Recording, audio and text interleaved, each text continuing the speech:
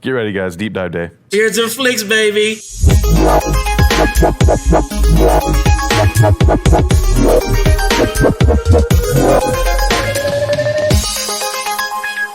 Okay, guys.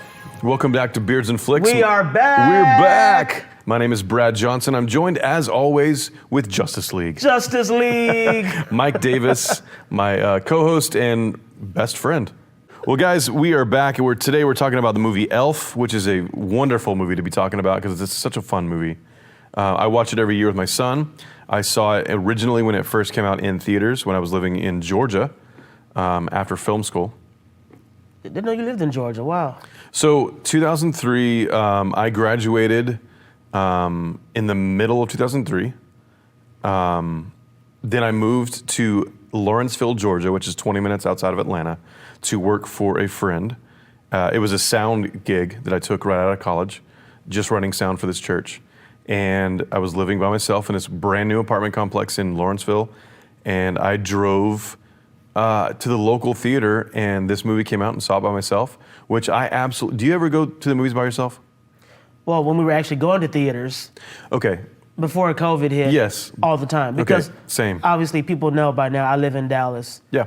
And I would go to the movie, and as I've gotten older, I've kind of gotten more, I guess, stuck in my ways in terms of how I want to view a specific movie. Right. So if it's not a big blockbuster or horror film, just something in between, I'll go Sunday morning at 10 a.m. That's right. Because there's not a big crowd, you don't have to deal with all that. Yeah. But if it's a horror film or a big summer blockbuster, I want to go Friday night when it's packed. You want to see with a packed audience Yep, to get that all the energy, reactions yes. and the energy. Yep. I love going and see movies by myself. I've done it a lot. I did it when I was in film school. And much like this movie, I went and saw it, and I was literally sitting there laughing my ass off. Yeah. Because this movie is really funny. It also has a lot of heart. It's a really good story. So I noticed this is the final film in our Christmas series to wrap up. I noticed in the 4 films we've covered, and then just other Christmas films, they all kind of have the same dynamic. It's all got heart. There's a little comedy in it. Yep. Just kind of tugs at your emotions, because that's supposedly that's what the Christmas season is supposed to encompass. It's like the perfect mix of ingredients that make a good Christmas movie, right? Right, absolutely. Or a good Valentine's movie. Or a good family movie, some sort of message, some sort of idea you want to get out. So, Elf, tell me your initial thoughts. This is only the second time I've seen it since it came out. The first time I saw it, it was on disc. So I didn't see it in theaters. Yeah. And I realized, when it comes to Will Ferrell, it's back and forth. I'll love some of his stuff. Yeah, it's hit or miss. Yeah. Okay. I'll love some of his stuff, and some stuff I won't love. And for the most part, there's no really in between. Okay. This is his first movie that I've seen with him in it where it's in between. I didn't hate it, didn't love it, didn't laugh as much as I thought I would. Okay. But there are certain moments that stood out, but this wouldn't be one that I'd put on my list of rewatchables every Christmas season. Okay. Yeah. Cool. I was shocked by that because of who the director is, who starred in it. I'm a fan of all the stars, a fan of the director. Really nice cast. Yeah. Maybe I'm sappied out. We covered 4 Christmas films. I'm kind of over maybe the Christmas spirit type movie. I'm ready to get back to some other stuff, but this one for me, when I watched it, I was like, oh, okay. It was a decent watch. Well, it's definitely a fan favorite. It's got a big following. A bunch of people love and celebrate this movie. All right, so this movie came out in 2003. What else was happening in 2003? A lot of big movies came out that year. We had Kill Bill Volume 1. Oh, yes. Which to me is better than the second one to me. I don't like the second one. Yeah, neither did I. Lord of the Rings, The Return of the King. Nice. To wrap up that series. Yeah. What a great movie. Which one of the 3 is your favorite? We were talking about this last night, and I really, really enjoy Fellowship. Wow. The first one. That's interesting. Okay, mine would be Two Towers. Okay. And some of the people we talked to last night, they agreed with you. Yeah, which I was shocked because most people say either the first or the last. Yeah, or the last, right. Right. We had Pirates of the Caribbean, Curse of the Black Pearl, so the first one. Oh, yeah, the beginning of that franchise. Which is amazing, yeah. I didn't see this, but Seabiscuit. I never saw it either. With Tobey Maguire about the racing horses. Yeah. Love Actually. Okay. That's a big Christmas movie. Right. Another one, Bad Santa. Oh, with Billy Bob Thornton. Billy Bob Thornton, okay. yeah. The Last Samurai with Tom Cruise. Oh, okay. It's a great one. Okay, so Identity. Runaway Jury. Oh, School of Rock, one of your favorites. School of Rock. Yep, Richard Linklater, really good movie. The Italian Job. Oh, okay, the remake with Mark Wahlberg. Mark Wahlberg, yeah. Yep. The Matrix Reloaded. The second one? My favorite of the Matrixes are the one and two. Revolutions, I wasn't a big fan of. And didn't Revolutions come out a few months later? Yeah, because they shot 2 and 3 back to back. Yeah, they were released in the same year, weren't they? Like one was earlier in the year, one was later in the year? No, Revolutions came out later. The next year? Yeah, because when Elf came out, it was the same weekend as Reloaded? Yeah. Okay. Reloaded was huge because of that big, I love that big highway scene, which they built that highway for that scene. It's incredible. It's like it's like a 10-minute stretch in the film too of nothing but chaos. I love it. And the music was really good. Right. And How to Lose a Guy in 10 Days. Okay. Yeah. Matthew McConaughey, when he was doing his romantic comedy, like he had so many romantic comedies in a row, like tons of them. And this was the only one that I saw. I didn't see any of his other This is rom-coms. the one, who's the female lead in this? Kate Hudson. That's right. I remember that one, yeah. All right, so this movie is directed by Jon Favreau, and we have mentioned his name several times in our podcast. He's really important to the Marvel Cinematic Universe. He actually brought us the first 2 Iron Man movies, and they didn't even know that they were going to... I mean, the idea was to make that into a major string of films, which has become what it is today, known as the Marvel Cinematic Universe. But when he started making Iron Man, like nobody really believed in it. They didn't even really know how big it was going to be, and obviously it was a huge movie.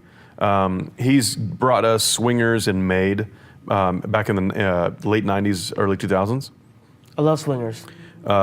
So I'm not as familiar with Swingers as I probably should be. I remember it's a Vince Vaughn movie. Yeah. Right? I would love to revisit that and talk about that. Same. I love that movie. Cool. He brought us, here lately he's brought us The Mandalorian, which is an incredible Star Wars series on Disney+. He brought us Zathura. I've heard of it. Which was very similar to Jumanji. Like there's a board game that sucks you in. Okay. It's really cool. Like it's got Josh Hutcherson when he was like pretty young. Dax Shepard. This is before Hunger Games? Yeah, before Hunger Games. Kristen Stewart before Twilight. Wow. So like both of those actors went on and got a lot bigger after Zathura came out. He did the live action Lion King. Did you see that? No, but I heard it was really good. But I'm also not a fan of Disney remaking the classics. I heard it was a shot-for-shot remake. Yeah. And that is not exciting to me. No, it's not. He has played Happy Hogan for several of the MCU movies. He's the assistant that's like works with Iron Man, works with Spider-Man. Pulling up his director list right now. Oh, Jungle Book. He did the live-action Jungle Book, which was enjoyable. Yeah.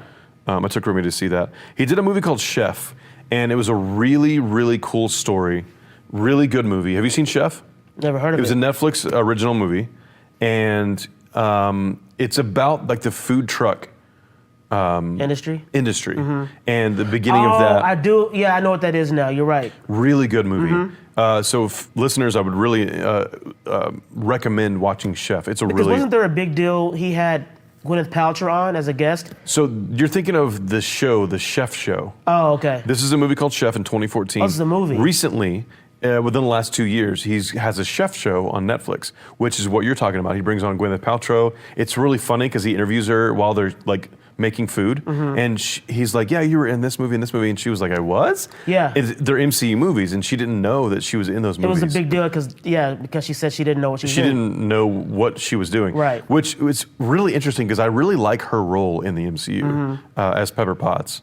But it was really funny how that she had no idea what she was talking about. He directed one episode of The Office. He directed a movie called Cowboys and Aliens. What was your thoughts on that movie? Hated that movie, man. It was a weird sci-fi western. I couldn't even finish it. That I think he's actually accomplishing that right now with The Mandalorian, the whole sci-fi western thing. Right. But back then, I think it was Daniel Craig. Yeah. And Harrison Ford. Aliens and Cowboys, like it just... it didn't work, man. Sorry, Cowboys and Aliens. Yeah.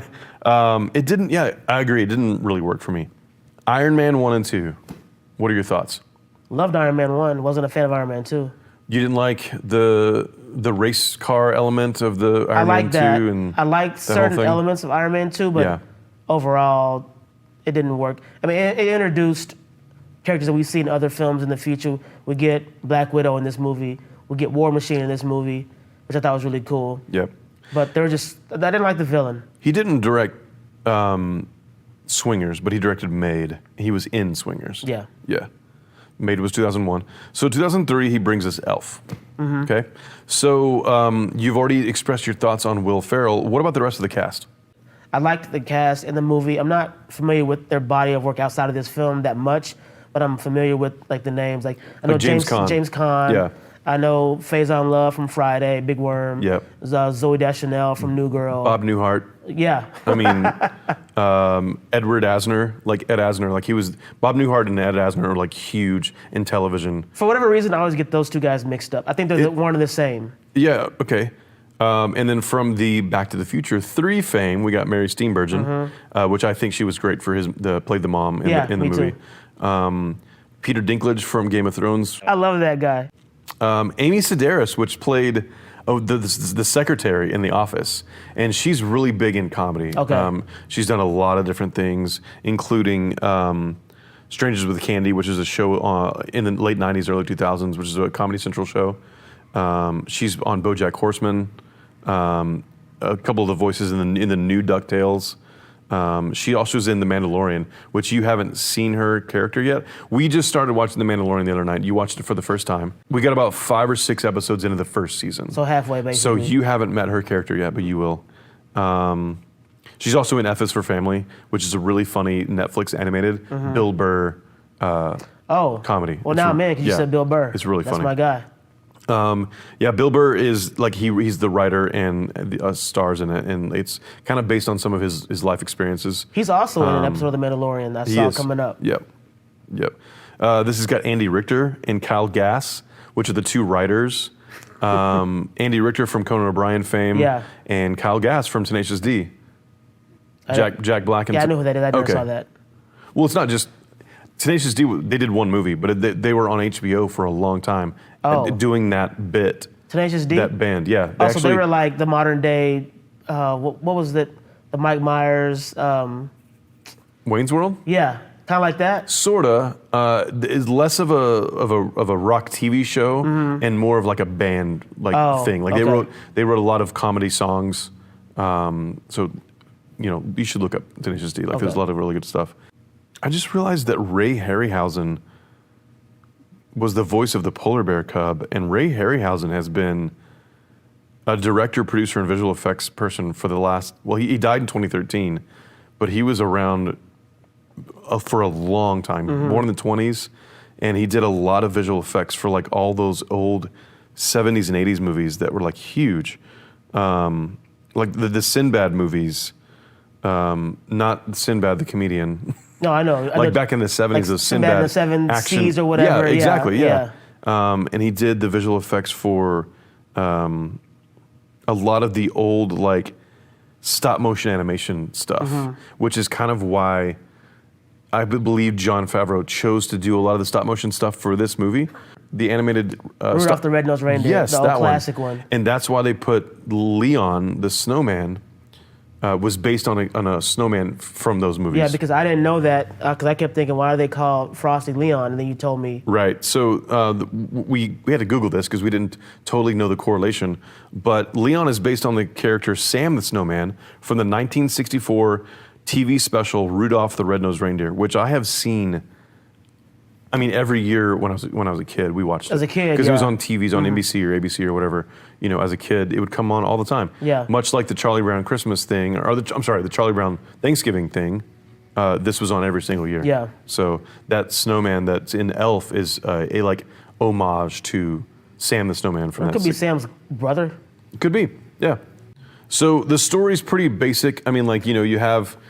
This baby who is found and shows up at Santa's workshop in his diapers, and it says Buddy on his diapers, and they're like, oh, his name is Buddy, and that becomes his name. Yeah. And just like we'll just kind of talk about that. Like, what do you think about the story arc? It was something different. I mean, because there's a billion Christmas movies that come out every year. They play a lot of the classics, so to kind of mix them all in. And this movie is the first one I've seen that concept where this human is raised with elves Yeah. to basically become an elf. Right. But he actually grows at a normal human rate. He's a normal human-sized elf. Yeah. And obviously not of elf descent. He talks normal. His voice doesn't sound like all the other ones. Right. Doesn't fit in any of the things, like the bed's too small, the shower. That was a cool montage. Yeah. You know, he tries to build the toys like the other ones build, and he can't meet his quota. And Right. you know, he said there's a line where like he brings them down a whole octave when in the elf choir or whatever. Yeah. Yeah. So in that scene you're talking about, where the manager comes up to him and he's like, "You didn't meet your quota."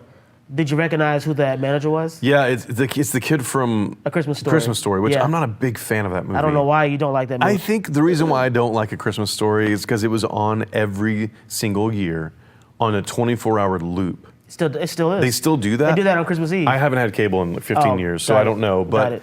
the fact that they did that, and I was just so sickened by that one scene with the slide where the Santa's like, ho, Oh, yeah. ho, Yeah. ho, and he pushes him down the slide. I think I don't know. It's like in my nightmares. Oh, really? I hate that scene. Oh. Yeah. Okay. So just bad feelings towards that movie, and Yeah. that's just a personal thing. But that's the little kid that That's shoots the his kid- eye out. yeah, That kid. that's him. Or he's gonna shoot his eye out or whatever. Right. I didn't like much of the film, like pre-New York City. Okay, so all the elf stuff in the North Pole. Yeah. Like, so when you really like the movie is when he goes to the Lincoln Tunnel. Yes. He's telling that story. When he's like creeping through the tunnel because he's afraid to get hit by cars, and Yes. there's this overwhelming world that he's never been a part of or seen Right. or heard of. And I did ask myself, how did he get from the North Pole to New York? He doesn't have money, right? But throughout the film, you see him buying things. He's got regular clothes on at one point.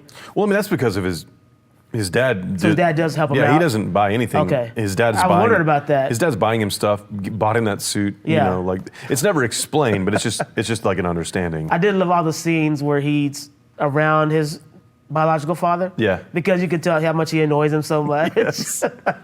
Well, let's talk about the part where I want to talk about the filming of, because when he gets to your favorite part of the movie, when it starts to get into the real New York City stuff, there's that part where he's like going around the city and doing things by himself, right? Because he just got to the city by himself.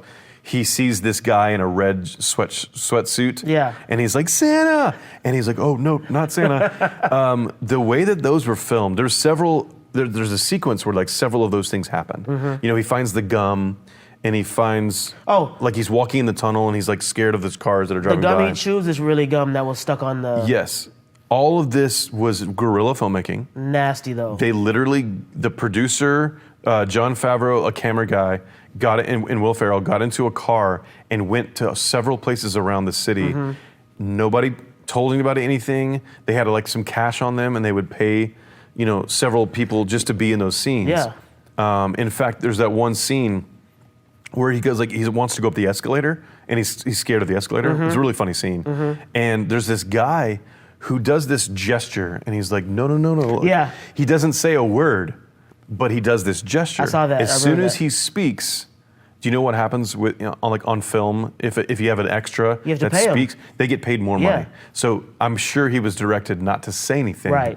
He was just, hey, just, you know, do your arms like this and don't, you know, let him go or whatever. Yeah. I thought that was really interesting. That I read that piece of trivia when I was looking this movie up. So what's his... We don't know how old he's supposed to be, but mentally, he's the age of a child. Yeah, because he never. Yes, short answer. Yes. Yeah. Because you watch this film, you see how he behaves, his Yep. mannerisms, very childlike. Yep. I don't know if that doesn't come from being around other elves, because we see the other elves in the beginning of the film. They don't act childlike. They act mature. That's true. So where does he get this childlike, I wouldn't say immature, he just doesn't know any better? Well, all those elves are much older than him, Right. and have matured and have grown up. But he's probably in his mid 30s, maybe around 30. Okay. And never had a normal childhood experience, so his brain didn't mature. This is my theory. This isn't based on anything other than having a child myself. Right. But, you know, and also having a childhood myself. Yeah. It's just, I'm curious about that, because That's one thing that stood out to me. So we talk about how, I'm a writer. Yep. So I look at things with the writer's lens. Of so course. I was wondering how they justified the way he acted in the film. Like, how did the writer decide this is how he's going to act or not act a certain way? Right. But to me, a lot of the stuff he does in the film It's very childish. and annoyed me, some of it. Okay. Yeah, because he acts that way, and they never explain why. If they had given me some backstory Yep. as to why he acts so childish. And a lot of people that don't like Will Ferrell's roles in movies, this is the reason that you're giving me right now that they use too. Because there are certain moments where he does certain things in this film, and it reminds me of his character from Step Brothers. Yeah, very similar. Yeah, just Yeah. unintelligent, immature, Right. man-child. But he also has some really great moments in this film too. So that's why I say, like, I'm Yeah. kind of torn between not liking it and liking it. Where this goes. Yeah. Okay. The part where they go to the doctor and it's Jon Favreau. Yeah. That's the director of the movie. Right. He's the doctor, and he's like, he's eating the cotton balls. Yes. It's cotton candy. Right. But it's not like, it's like dyed white to look like cotton swabs. Yeah. Yeah. And I thought that scene was where he's sitting on the paper and he like doesn't want to, they try to turn him and he doesn't want, he's like, why am I sitting on paper? Yeah. And they try to turn him and he doesn't turn, and and then he gets a little loud and he got mad at me. Like I like that scene a lot. Yeah. I mean, it's very, like to your point, he's acting like a child. Yeah. But I think it's comical. Right. You say things now. So we didn't talk about really any of the behind the scenes, except for the gum he chews off of the subway That was real. rail entrance. It's You real gum. really did that. Because when I saw that, I said, there's no way that was real chewed gum stuck on there. So I Right. went and looked it up, and he was in an interview, said, yeah, that was real gum. Yeah. He eats a lot of candy and consumes a lot of sugar. He actually got sick during the making of, because that one scene where he's making spaghetti. Yeah. And he puts all that stuff in there. Oh, man. He had to take several bites while filming that, and he actually got sick, and he had to stop filming for a little while. That's one reason I'm not into sugar, a lot of sugar. Yeah, I used to be, but I'm not much anymore. Yeah, just kind of grew out of it. Yep. But yeah, spaghetti and maple syrup. I don't know where you got that It's really idea from. funny. Growing up, my grandmother lived with me for a little while, lived with my family, and Mom would make spaghetti, and my mom used normal spaghetti sauce, right? Yeah. But my grandmother thought that it was spicy, and she would put honey in her spaghetti to calm down the. That's interesting. in her palate, I Yeah. guess she thought that the sauce was spicy. And there was always honey on our table forever. I remember in the center, as a centerpiece, there's napkins, Yeah. and there's a honey and salt and pepper, right? My grandmother would put honey in her spaghetti. Interesting. And so when I saw this movie, I was like, my grandma does that. Yeah. For a different reason. Right. He wants to make it sweeter. Right. Growing up, spaghetti was a staple in my house. Same. My mom made it all the time. Yep. And she would flip-flop between ground beef or sausage or both. Okay. And when she first put sausage in it and didn't tell us, changed my whole world. Interesting. It's a different, In a good way. You like this? Yeah. Okay. And I also found out that I like my spaghetti really saucy. I do too. I don't like dry, I do too. I'm not going to eat that. Yep. So when I saw the spaghetti in this movie, Yeah. it looked super dry. It did. There wasn't much sauce in No. it, which is actually a typical way to make it. When you go to a real Italian restaurant and they make you spaghetti, there's more noodles to sauce ratio than normal. Right. Than what I like, what I prefer. Yeah. I like to purchase Fideo cut spaghetti. My son likes to have his spaghetti cut up. What is Fideo cut? So Fideo cut is already cut up spaghetti. Oh. It's normal spaghetti noodles, but it's already cut. Okay. When I was growing up, I would watch my dad take a knife and a fork, and he would cut up his spaghetti before he ate it. Yeah. He didn't do the whole spinning it on a spoon thing, but that's how he did it. And so I learned from him. That's how he did it. That's how I like mine too. And then one day I went to the store and I was like, oh my gosh, there's spaghetti that's already cut for Remy and for myself. Yeah. And I learned something also. I made spaghetti for Remy, and that's one of his favorite things that I make him. And I would watch him eat it, and he was very serious about. I have some pictures of him eating. It's this look on his face, and he's 3, and he's has this very serious look on his face. He's really enjoying the spaghetti, but he likes to put several forkfuls of spaghetti on the garlic toast that I make, because I make normal bread sliced garlic toast. Bread. Bread. Okay, we'll call it that. But I'll look over, and he's has the bread in his hand, and he's got the spaghetti, and he's just dumping spaghetti on the bread, and he eats it like that. I think I've done that a few times. Yeah. I mean, it's kind of like a spaghetti sandwich. I mean, it really sorta. is like what it is. Yeah. Yeah. But I like that he does that. And he's done that forever. I love that we just did a deep dive on spaghetti. We sure did. I love spaghetti. This is what we do, man. So the writer is David Berenbaum, and I didn't find anything noteworthy to mention in terms of what else he's done since He hadn't written many films before this. Shocking. And he's only got a few in development. And what's crazy, though, is he wrote this script back in '93. Wow. And it's been in development hell until 10 years later, this movie comes out. Man. But originally, Jim Carrey was attached to do it back then. Yep. And it just took forever, and he just got tired of waiting, and he went with other stuff and became successful. Yeah, because this movie is so popular, there's a lot of like fan trivia that people know. Yeah. And Jim Carrey, the Jim Carrey choice was a big part of the trivia. Yeah. So this would have been right around the time he was doing In Living Color. Because he hadn't jumped onto the big screen yet, I don't think. Well, 2003. No, 93. Yeah, 93 is when the script was written. Right, and that's when Jim Carrey was attached. And that's when he was attached then. So this is around In Living Color. So imagine this movie with Jim Carrey instead of Will Ferrell. It would have been more over the top. Way more over the top. I think, like, the character that Will Ferrell's playing, the elf character, doesn't need to be that big. Like, it's already a big idea anyway. Right. So I'm glad that they chose someone.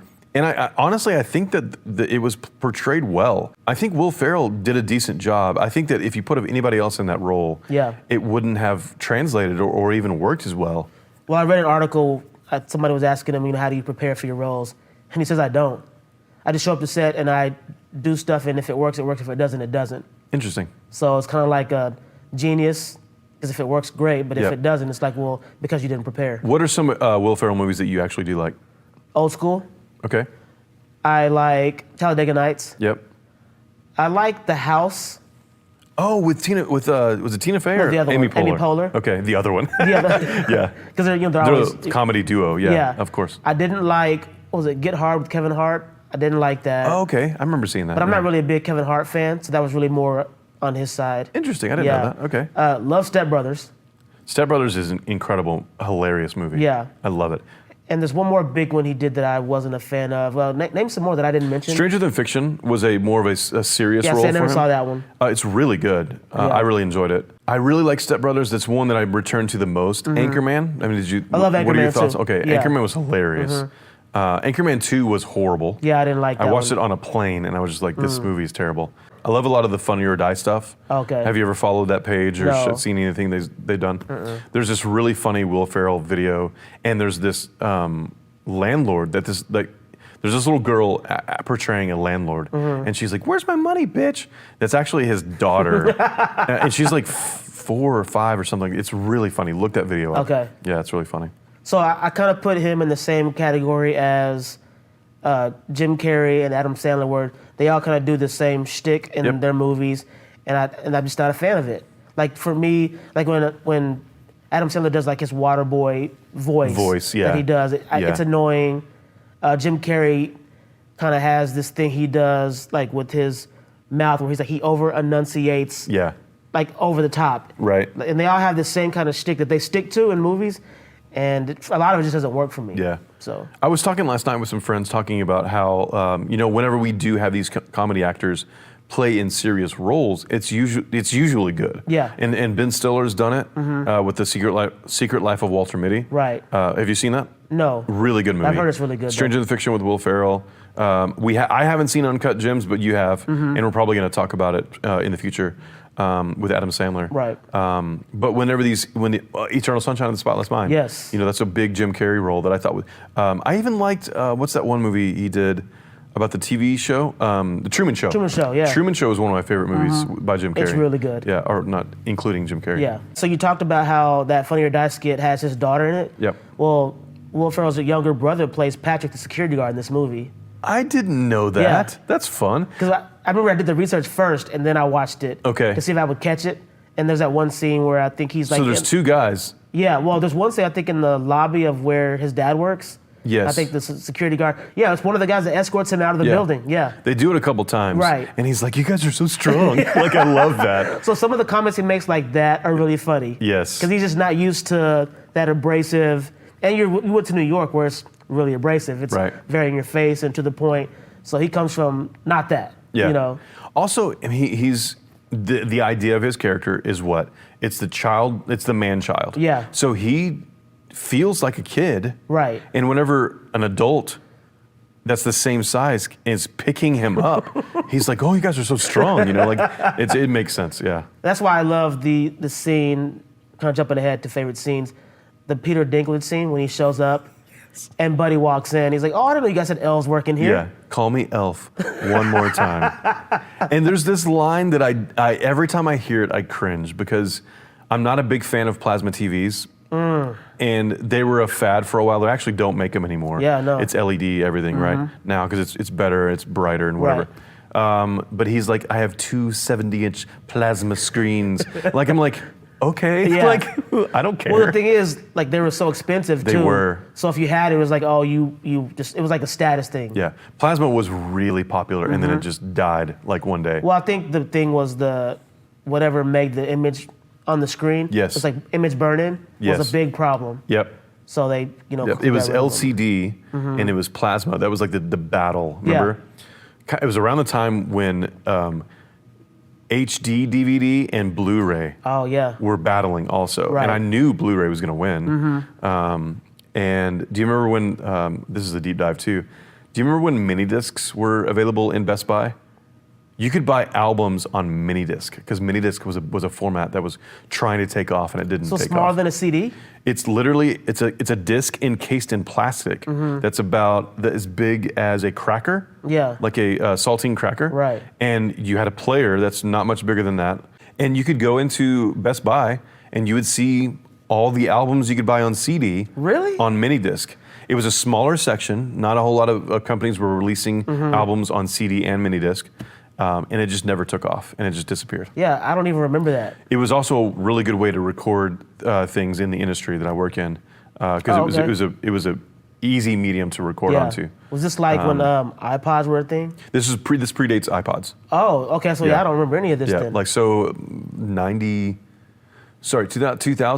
2000-ish, early 2000s. So right before iPods first started coming out. Yeah, because I think the first iPod was like 2004, Something like that. something like that. Yeah. Maybe. Yeah, 04 probably. Wow. No, Yeah. I'd never heard of those. That's interesting. Yeah. Deep dives today. Yeah. This is going to be a deep dive day. As long as we don't discuss... Deep dive day. That's great. Yeah. Deep dive day. We should do- Alliteration. Yes. So Matt Walsh, who's another great So comedian. funny. I know him from Veep. He's so funny. He's in a lot of other stuff too as well. Yeah. But his character name in this film is Self. Yeah.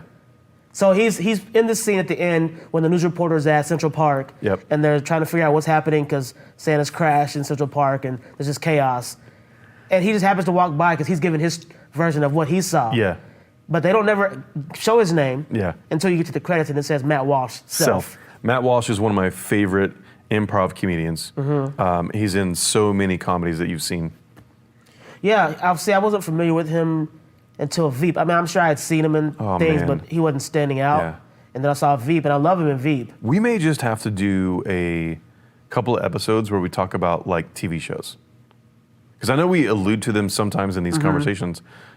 It's mainly about movies, Yeah. but like Veep is one of my favorite ever TV comedies. Same, mine too. I mean, you love Seinfeld, so you love Julie Louis-Dreyfus. Yes. And I love the sarcasm of Veep. Me too. Matt Walsh's character is really funny. This is, I mean, Tony Hale. I mean, like, come Tony on. Hale, So yeah. funny. What's homegirl from My Girl? Yeah. Anna Chomsky? Chomsky, Chomsky, something like that. Shklomsky. Yeah, Anna European. And but this is, Julie Louis-Dreyfus in Veep is basically Elaine Bennis from Seinfeld with no filter. Yeah, yes. Yeah. I want to say it's like Elaine all grown up, Yeah, you know? yeah. So, man, deep dives today. Deep dive day. Deep dive day. Yep. Get ready, guys. Deep dive day. So we talked a little bit about, how Buddy is a human, so obviously he's much bigger than the elves. Yeah. So Like 3 times their size. yeah.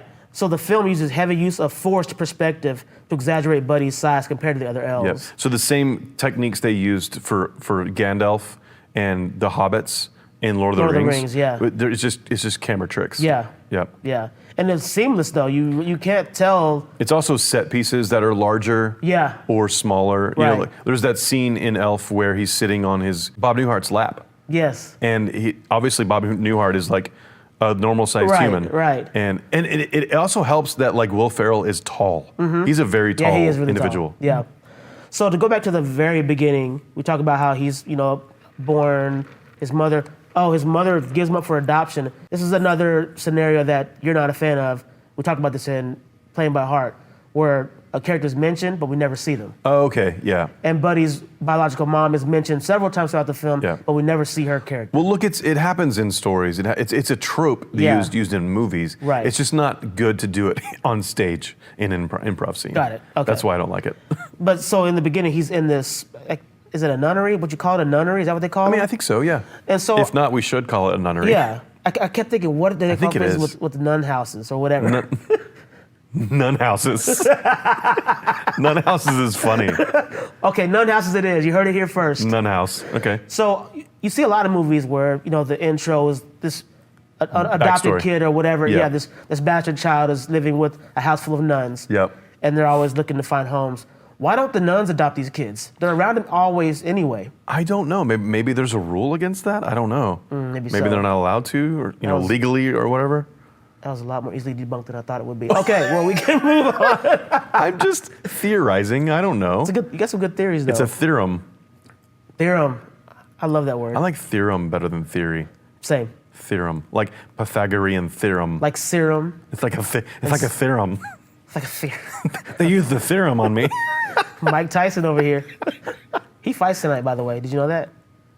I did know that. Yeah, somebody it's a posted huge about it fight today. tonight. And somebody said, two drunk uncles, like out of shape drunk uncles, are fighting in their underwear tonight. Now, have you seen Mike Tyson videos recently? He is not out of shape. He's still scary. The photo I saw today, both of the guys looked very out of shape. Really? Yeah. Maybe some movie magic. Movie magic. Well, can't see that tonight on the fight. Yeah, pay-per-view. It's gonna be regular. It's gonna be real. Yeah. Yeah. So maybe it's for the best that we don't pay for the view. Nice. So just a little. I have some tangents about Santa. Deep dives. We are off the rails today, ladies and gentlemen, and I love it. Let me ask you. We got to tell our story before you get into Santa. We're gonna talk about Santa. Okay. But I want to know how old you were when you found out that Santa's not real. Before I was 10. Okay. So around 10, I want to say maybe even 11 or 12. Okay. I used to.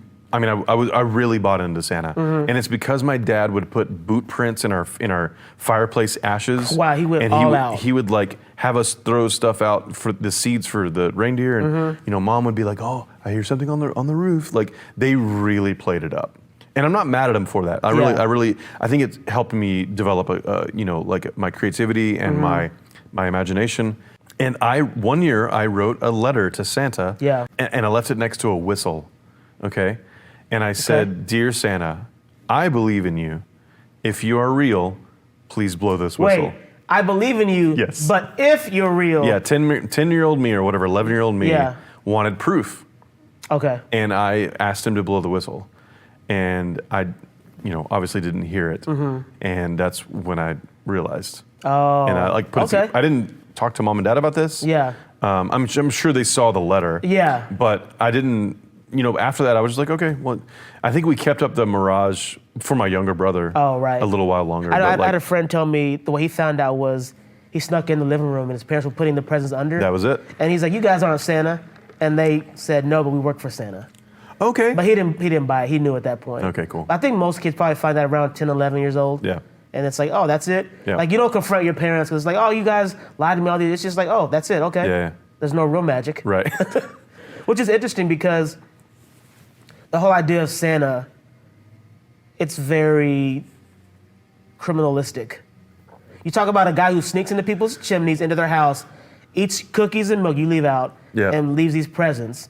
Or supposedly he has a list and keeps up with the good and the bad kids. Yeah. So if you're bad, you don't get anything. It's this whole ruse that your parents tell you. It's like, my whole childhood's a lie because of what your parents tell you. So did you gravitate towards Christmas movies that didn't deal with Santa? Or do you like watching things about Santa? Well, just now when I see movies with Santa, I just think, oh, he's a burglar. I mean, that's really it. But he's a reverse burglar. Well, he sneaks in. He breaks in and gives you stuff. He's not taking anything. Oh, so is he? Oh, he's Robin Hood. He's Robin Hood. He's the Christmas Robin Hood. Christmas Robin Hood. Christmas Hood. Yeah. Yeah. I didn't think about that. Yeah. But I mean, he's still breaking in though. Yeah. So he still could go to. I mean, he's breaking and entering. He breaks into everyone's house, so he would get multiple life-term sentences if he ever got convicted. Yeah. Yeah. But I'm still shocked that your parents gave you this whole production. For the boots and the soot and the, oh man. I gotta shout out to your parents. That's creative. I mean, that's what I'm talking about. Most parents wouldn't put that much effort, I don't think, into it. That's why my imagination is the way it is, because I grew up with this happening in my household. It's just your imagination running away with you. What are your feelings towards escalators? Because we talked about, there's one of the funny scenes where he's going up the escalator. Yeah, I've never been terrified of escalators. Ever, really? So as a kid, I was. It's an intimidating thing. You look up to get from here to there. You can take the steps. Yeah. Or you can take these moving steps. Cool new invention as a kid. You're, oh, wow. Yeah. But then you get there, you realize, oh, this is a lot more frightening. The edges are sharp. Yeah. It's all metal. And you think, okay, what happens if I trip and fall? Does this thing eat me when I get to the top? You know? Right. As a kid, you don't know. I did remember seeing when I was a child, somebody's coat got stuck in it, and it like ripped it into the thing, and like the mechanism, and like it froze and stuff. Oh, okay. So like we like walked up the escaytor like they were stairs. Yeah, that's the worst. So I thought was a funny moment. Yeah, you want to be lazy, and then the escalators are broken. Right. But you can't see what's under or what's down there. That's it's what weird. the scary thing is. That is like, kind you of don't know scary. what's down. Yeah. So to this day, stepping on one to go down, no problem. Okay. But to this day, stepping on one to go up, it's like I have to time my steps. If I have to slow down my steps to time it or speed up my stride. Are you the type of escalator walker that you continue to walk when you get on the escalator? No, that defeats the purpose. So you get on and you just stop. I just ride it out. And you just ride it out. Yeah, I do the same thing. It's like the little flat escalator in the airports. Yes. Like the people mover. Yeah, I'm not gonna walk on it and then continue to walk. Yeah, I mean it helps you get there faster. It does. But if you've never done it before, it kind of messes you up. Yeah, because the first time I did it was actually earlier this year when we went to New York. Especially stepping off of it. When the little section. That first step off, like the whole time I'm like anxiety, and you get to it and you time it and then it kind of propels you off, so you have to readjust. Yeah, it was different. Man, you've been traumatized by these things. Yes. What are your thoughts on elevators? Oh no, that's a different story.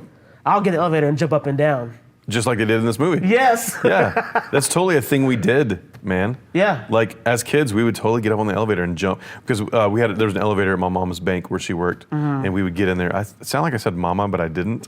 My mom's bank. We would go there, and my brother and I do the same thing. Now, one thing I never did, and he does it in this movie. Yeah. And it happens in another movie too, is where he sees the guy push the button. Oh my gosh. To go to his floor, and he's like, "Oh, a light bulb," and very childlike. This part I actually did like with him being a child. Yeah. He pushes one button and it lights up, stays lit. He pushes another, and then they cut away, cut back, and he's like rubs his hand across the entire button case. Yeah. And the look on the guy's face, you can tell he wants priceless. to just lose it. It's priceless. But he's trying so hard to just contain his anger. Yeah. Which, it's weird because like this is a grown man in an elf suit. Right. You know, the guy doesn't know that he's a childlike kid. Yeah. I'm childlike man. You know. But you would probably think, I would think I'm getting pranked, right? Yeah. There's a grown man in an elf suit pushing these buttons. It's just me and him. Yeah. I'm looking for the hidden camera somewhere. Or think when I get off the elevator, there's gonna be like a camera crew off the elevator. Yeah. So I would have probably went along with it. But after I found out it wasn't a prank, I'd be pissed. Yeah. There's that part in the tunnel where the Lincoln Tunnel, where he gets to the city. Several minor traffic accidents occurred when Will Ferrell walked through the Lincoln Tunnel in his costume because people were so surprised and distracted from their driving to see him wearing an elf outfit. So he caused some accidents. Yeah, and if you've ever been to New York, you know minor accidents happen all the time there anyway. So you see a strange man in an elf suit, it wouldn't take much more distraction. Yeah. So another thing about New York drivers is when I was there earlier this year, a lot of the cars that were parallel parked had an extra bumper guard on their front and back bumpers because drivers are so bad there. Small accidents. Yeah, small accidents happen all the time. Yeah, that's crazy. Did you know that in 2013, Elf 2 was going to be made? I'm glad it didn't. And Will Ferrell turned down $29 million to be in Elf 2. I've heard he's not a fan of sequels. I heard that too. And I honestly don't think the Elf 2 would work. Neither do I. And I'm a fan of sequels. You know that I am. Yeah. I don't think that this story could be told. I mean, the way this movie wraps up, like it wraps up a lot of character arcs. It wraps up in a perfect bow at the end, just like most Christmas movies do. Right. Yeah. And so you don't really hear of a lot of Christmas films getting sequels, except for Santa Claus or Home Alone. Yep. For the most part, they're one-offs. And this is the beginning, sort of the beginning of Zooey Deschanel's career. She hadn't done much before this. This is right before 500 Days of Summer. She's in a movie that I love called Big Trouble with Tim Allen, which came out around the same time as this movie, 2001, I think. Yeah. And she plays like a young girl, like a teenage girl. Her character is very similar to I think it's Joby, I think. You're Joby, right, yeah. in this movie. But I think obviously she shows off her singing talents. That's a really funny scene. Yeah. Where they're in the singing, shower? Yeah. Yeah. That's a funny scene. Baby, it's cold outside. I thought that was an interesting choice for her to go blonde because I've always traditionally seen her dark hair. In the movie I was talking about just now, Big Trouble, she's blonde in that too. Oh. Yeah. So this is like transition into A-list actor, basically. Yeah, so, but like I think she chose to be brunette from like after this movie on. Oh, so she's naturally blonde. No, I think she's naturally brunette. Oh, okay. But she was coloring her hair. So the first time I saw her in this, because she's blonde, like just right off the bat, I thought if Katy Perry and Kate McKinnon had a baby, it's her in this movie. Yeah. Because she looked just like the two of them with the blonde hair. Interesting. Yeah. Yeah. I think she did a good job in this movie. I think that her role was really good for her. I thought it was too, but I just didn't think she had enough material to really work with. Her role's pretty small. Because it's mostly about Buddy and his dad trying to reconcile. Exactly. But I like the side plot that, he likes her. Yeah. And he's trying to figure out. Do you want to get some food? Food. Yeah, the wink. Yeah. So we're talking about Zooey Deschanel's character. She works in the department store part-time as like one of the... At Gimbel's. Yeah, at Gimbel's. Yeah. And their supervisor is a typical supervisor. Like in real life, if you've worked retail, you've worked with a supervisor like this. Yep, I have. And it's played by Faison Love. Yep. Who my theory is this is Big Worm from Friday. Yeah. After he got out of jail from being arrested for selling drugs. Moves to New York, witness protection, and gets this manager job. Yeah. And runs a store. This character is hilarious. Yeah, I loved every the way scene he does in. the little walk where he misses his steps a little bit, and he's like 6 inches. Like that was hilarious. Right. He's like, no, it's not. No, it's not. That whole every little bit he was in, every time he was on screen, I thought it was really funny. Same, me too. I wish that we had seen more from him. Yeah. I even love the scene later on in the film. He's dressed up as Santa. Yeah. And because there's that whole big debacle. Yep. And he sees Buddy show up, and I think at this point Buddy was fired. So Buddy shows up to the mall after he's been fired to ask Joby out, because Buddy's real brother, little Yes. brother, kind of talks him into this is how you do this, is what you say. Yeah. And you referenced it a second ago. You're like, when I go get some food, and he's doing like the wink face. Yeah. So Faison Love is playing Santa at this point, and he sees Buddy from a distance. While he's got kids on his lap, he gives him this crazy look. Like this dirty look. Yeah. But I loved his character. Didn't get enough of it from me. Yeah, I would love to see more of his character. Artie Lang played the original Gimbal Santa, which is a stand-up comedian. He's really funny. I only know him from Mad TV. Mad TV. Yep. Yeah, that's it. Yep. So, what's up with all the elves having double names? Like Ming Ming. Ming Ming, Lum Lum, Choo Choo, Foom Foom. Yeah, I think it's just like children latch on to those type things. Like it's easier for a child to say mama than it is to say mom. Yeah, you're right. Or whatever, like dada. Right. Remy used to say water. He would say wawa. So you mentioned earlier that Bob Newhart and Eb Eisner are in this movie. Yep. So Bob Newhart's explaining like how they have elves working in Santa's shop to make the toys. And he says they tried to use gnomes and trolls, but the gnomes drank too much and the trolls were toilet trained. Well, not toilet trained. So there's this scene where Elf is drinking the Coke and he burps. Mm-hmm. That's a real burp sound effect. It's not it's not Will Ferrell burping, but they used a real burp sound. So that's not like it's not computer interlaced all together into one? No, it's a real burp. So that's like a thing in middle school. Like there was always that kid in middle school that watch me do this. Yeah. I'm never impressed by that. Even then I wasn't at that age. I know, like what's so impressive about that?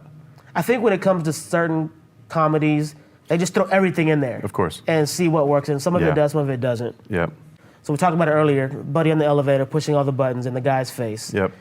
I also like Buddy locked in the mall overnight where he decorates the entire mall at Christmas style. He builds the Lego thing and the I loved all light that. bright. Yeah. Yeah. And then it got destroyed the next day because Phase on Love shows up. He's like, what is this? What happened? Yeah. Hey, have you guys seen the place? Yeah, it's pretty good. A little too good. I'm telling you, managers like that, they're the worst.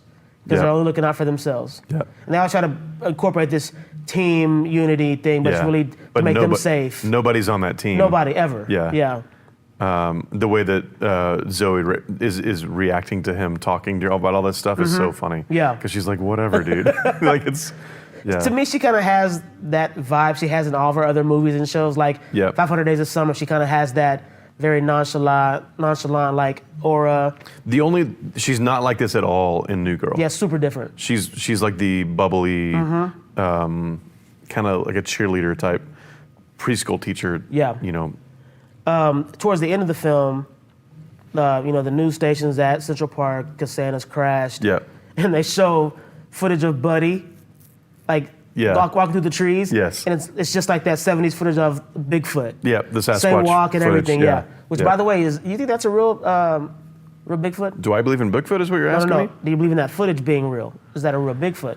Man, I don't know. Like I've seen, you talk about that, and there's the Loch Ness Monster footage or photo or whatever. Right. And the UFO stuff. I mean, I don't know. I don't know what to believe. Oh, wow. Yeah. I believe in aliens. Okay. I don't believe in Sasquatch. Okay. I don't know. What about USOs? You know what those are? What's a USO? Unidentified submerged objects. Really? Like things in the ocean that... like UFOs. Really? So there's been unsubstantiated evidence presented by supposedly, who are the people that are out in the ocean, the military? Is it the Navy? Yeah. Yeah. That are people that are in submarines as well. Yeah. They said they've seen things, discs like come from the water. Really? And take off. Interesting. And they think now there's like rumors that there's alien cities deep within the ocean because we can't go so to the bottom of the ocean. Right. It's so deep. Yeah. But they said there's a lot of stuff down there that maybe we shouldn't try to discover. Right. And I think that could be one of them. I'm not going to say I believe that they're down there, but... Yeah. That was a really good deep dive. Oh, double entendre. There we go. And my favorite scene, though, in the whole film is the Miles Finch, Peter Dinklage character. Okay. The whole scene he's in. So when he's there and... Yeah, and then Buddy walks in. He's like, I don't know he had elves. He's an angry elf. Yeah. He must be from the South Pole. Yeah. That was really good. One throwaway lines he walks out. Yeah, it was really good. Yep. I mean, I really love the little moments, like when Elf and his little brother are like doing the whole snowball fight. I thought that was really cool. Yeah. And the camera tricks, the way that they filmed that, like the camera tilted away and he built that entire pyramid of snowballs really quickly. The camera goes back and they're there and, like the brother barely made one. Right. I loved all that stuff. Speaking of making snowballs, they're a lot harder to make than you think. Yeah, absolutely. And when the first time I ever tried that, I thought, this is not how the movies make it look. Right. Absolutely. I hate it. So I agree. I would love to be get involved in a snowball fight, but I don't want to be the one making the way. I just want to throw them. Yeah. That's it. So would you want to see more of Faison Love's character in this? Would you want to take him out and put him in something else? No, I really wouldn't. I wish I would have seen more of him in this, but I can't. This movie. I wouldn't pick him to be in something else and get more of him from that. Yeah. My favorite line from this movie, and my son and I do it every time we watch it. Bye, buddy. Hope you find your dad. That's my favorite line. Yes, that's really funny. So funny. I like and then that Mr. Narwhal comes out, and those other little creatures get scared and run off. Yeah. That's who says that line. That's really funny. I forgot about that part. Bye. He goes, bye, buddy. Hope you find your dad. Yeah. I also like when Buddy goes to work with Walter, when he finally, lets him, okay, you can come to work with me, hang out. Yeah. And he says hello to everyone, he's greeting everybody. Yes. And he meets the character Francisco. Yeah. And Buddy says, oh, that's nice to say. Francisco. Yeah. What do you think about the Central Park Rangers?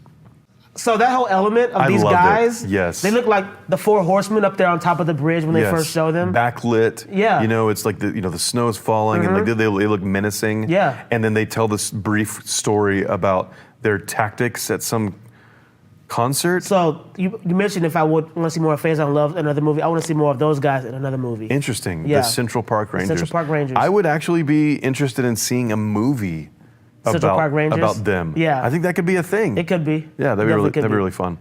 I love the ending, man, when like James Caan decides to sing, and the sleigh goes right over his head, and he like, looks up and he sees the sleigh fly over his head, and Buddy's like waving, and it's like I love all of that, the feelings behind all that, the emotions. It's all really very Christmassy, you know. See, and then maybe that's what it is. It was too Christmassy for me. Okay. Like the song they sang was a poor choice. Like I would have picked a different Christmas song for her to start singing to get everybody else to sing. Really? I mean, it was Santa Claus is Coming to Town was the song. Yeah. And it's probably one of my least favorite Christmas songs anyway. It's just so childish. What's your favorite Christmas song? I know it's not Baby. Wait, what's Santa Baby? Yeah, it's no, not Santa Baby. Definitely not. Yeah. I would probably say it depends. So there's a song in Home Alone, and we covered this, last time. Yeah. It's at the end when the wet bandits get caught. It's that song. Have Yourself a Merry Little Christmas. I think it's the Bing Crosby version. Yeah. That's probably my favorite Christmas That's song. cool. Yeah. There's only so many Christmas songs, and everyone remakes them every year, right? Yeah. But that's one of my favorite Christmas songs. In fact, this soundtrack is really, really good. There's this sequence where he's making the store look cool, and he's building the Legos, and he's putting all the decorations up. That song playing is the Brian Setzer Orchestra, and that's on a really good Christmas album that I listen to every year. So this was the movie that I took notice of the song choices. Yep. All the musical pieces, I thought overall really well done. Yep. Even as the credits roll, I forgot what song it was. I thought I had it written down, but I didn't. But whatever song it was at the end credits begin, that's probably my favorite song in the whole movie. I'm trying to think of what song it is. I thought I had it written down. Because there's not much score in this. No. And I don't even know who the composer is. I gotta look it up. Oh, it was John Debney. Oh, that's right. We did talk about this. Yeah, because he scored so many things. Yeah, Passion of the Christ is one of his biggest ones. He did Iron Man 3. Iron Man 3, yeah. Yeah. So the DP for this film is Greg Gardiner. You familiar with his work at all? I'm not. I was really shocked when I saw some of the films he's been a part of, because most of the films he's been DP on are catered to black audiences. But he did Men in Black 2, Biker Boys, Herbie Fully Loaded, The Game Plan with The Rock, Welcome Home Roscoe Jenkins, Race to Witch Mountain, 10 Things I Hate About You, which we talked about earlier, The Best Man Holiday, which have you seen that? The Best Man Holiday? Yeah. No. So it's a sequel to The Best Man. Okay. And it's got Taye Diggs and a lot of other people you would recognize. Terrence Howard's in it. I think it's a Christmas movie. You would like it. Barbershop, The Next Cut, Part 2, Girls Trip. I haven't seen any of the Barbershop movies. I saw the first one. Are those worth seeing? Are those good? I mean, if you like comedies, I want to say Phase on Love's in that. But it's Ice Cube. It's very in the vein of Friday. Okay. So if you like Friday. Like ensemble comedies? Yeah. Okay. Like a lot of black comedies are that way. That's true. And so Gardner also was a DP on Night School with Tiffany Haddish and Kevin Hart. I never saw that. Was it good?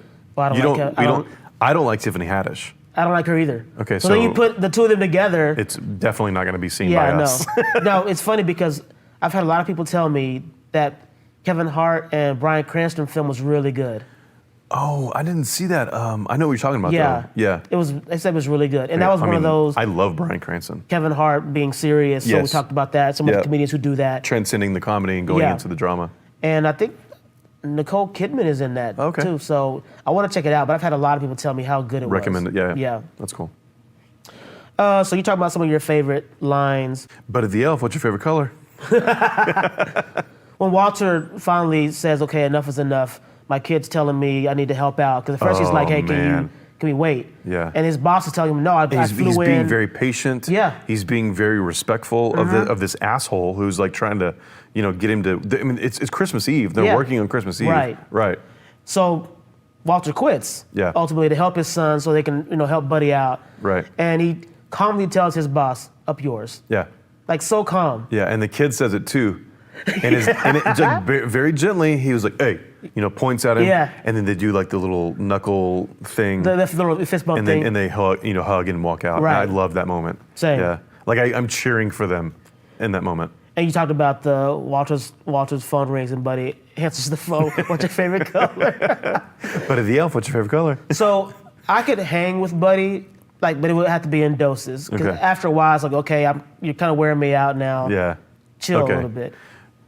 So what you're talking about right now is much like how his dad did when he sent him down to the mailroom. He's like, yes. Have you ever seen a mailroom? And then he goes down there and like meets that guy. Yeah. And he's like drinking on the job. And he's like, what? He's like, what? How did you get down here? He's like, work release, And he's pouring liquor into his coffee. And he's like, syrup and coffee? Never thought about that. Because she made a coffee earlier and he tried drinking it and he just kept drinking. He's like, buddy, you don't have to drink that if you don't want to, And so he learns about syrup and coffee and then they both get like, not drunk, but they're both feeling good, laying on the mail. And the guy's like, I'm 26 years old. Most unbelievable line in the entire movie. He looked that at guy least was 40. not 26 years old. So a lot of references to the 1964 Rudolph the Red-Nosed Reindeer movie and show. It wasn't a movie. It was like a 30-minute little show or whatever that we watched. It's like a half-hour special? Yes. Yeah. So the design for Santa's workshop, as well as the elf uniforms, came from Rudolph the Red-Nosed Reindeer in 1964. The elf uniforms completely mirror the ones from the television special. Most of the animals in the North Pole are also designed to look like some form of stop-motion animation used in that movie. Okay. The scene where the fake Santa is chasing Buddy had to be done in one take because it was too hard to rebuild everything. So, he makes fun of. He's like, "You sat on a throne of lies." Yeah, yeah, that whole thing. The elf. Oh, okay, that you already said that.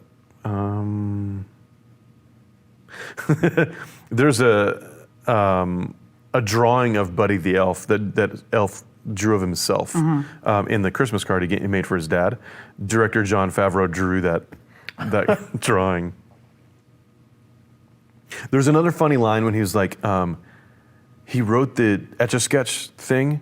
Oh, yeah. Remember he was like, I shoved, was it Pop-Tarts into the VCR or something? Something like that, yeah. He like shoved. Which is a kid thing to do. Totally. I'm so sorry that I shoved whatever into the VCR. What did he say? I can't remember what he said. So the film is able to use elements from Rudolph the Red-Nosed Reindeer from 1964 freely because that film is not properly copyrighted, containing an error in the Roman numerals of its copyright notice. Interesting, right? Yeah. So somebody knew that. Yeah. And they're like, hey, we can totally use these nostalgic things from this child movie that a bunch of adults know about. And we won't get sued for it. Yep. It's a nice loophole. I love loopholes. The apartment in which Buddy's dad lives is the same apartment building in which Dana Barrett lived in Ghostbusters in 1984. Wow. Holy crap. That's crazy. That's awesome. Yeah. So, real quick about that. He lives in an apartment, him and his family. But you're not the CEO of the company, but it sounds like you're not the CEO of the company you work for, but it seems like you're pretty close to that level. Up. Yeah. Yep. You live in an apartment? Well, apartments like they live in are very expensive. Well, it is New York, so yeah, you're right. And there's several, like some of them even have several floors. It's, there's like bedrooms on one floor and there's like, kitchen and dining room or whatever on another floor. The elevator opens up to the apartment. Yeah, you're right. These are very swanky, like there's not a lot of land in New York City to have houses. So they build up. And so they build high rises and they're like very, very expensive high rises. That's true. Yeah. Mary Steenburgen plays his mom in this movie, stepmom in this movie. She also plays his mom in Step Brothers. Yes. How did we not catch that? Wow. Yeah. That's really cool. Yep. And she's very much like the She's same character. Pretty much the same, yeah. Yeah, and the dad in that movie is the dad from Bill and Ted's. I love him. Yeah. Yeah. Yeah. Cool. Well, guys, this is Elf. We loved it. Mike doesn't love it as much as I do. But I didn't hate it. Which seems pretty familiar for this podcast, right? Oh my gosh. Like there's a lot of things movies that we're going to talk about that I love. I'm looking forward to you showing me movies that I've never seen before and falling in love with them. Yeah. It's easy to do because I love movies. That's true. So I've got a growing list for 2021 because this episode does wrap up our Christmas series. Yep. So I hope you guys have enjoyed it. But I do have some really good films that I'm pretty sure you haven't seen or maybe only seen once or twice, and it's been a while. So it's going to be like a reintroduction into that. So big things coming for you, Brad. Right on. Well, 2021 looks pretty big for this podcast. We're going to do a bunch of things. This wraps up our Christmas movie series, I guess you could say. And we will see you in January. Brad, stay away from Taco Bell. Thanks, guys.